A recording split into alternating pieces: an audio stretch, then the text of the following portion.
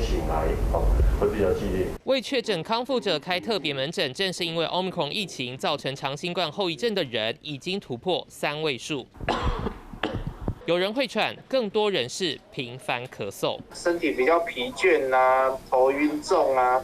然后有些人是咳嗽咳不停的啊，年轻男子啊，30岁啊，本来是可以跑全程马拉松42公里，但是他说他感染完之后呢，就是他现在爬楼梯爬到3楼。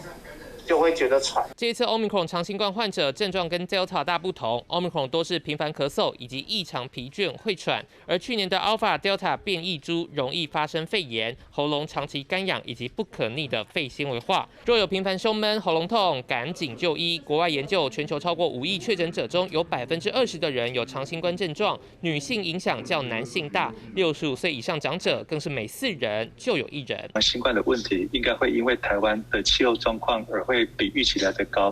台湾最近的温度、湿度的差异，包含下雨，都使得许多人的居家环境、过敏以及空气污染，造成呼吸道的破坏不容易改善。台湾潮湿环境本来就对呼吸道不利，加上长新冠症状恐怕加剧。除了透过中医食疗调整，有些还得搭配神经内科药物或是止咳化痰药、气喘药缓解。新冠病毒真是令人讨厌。30分林伟联宝台北报道。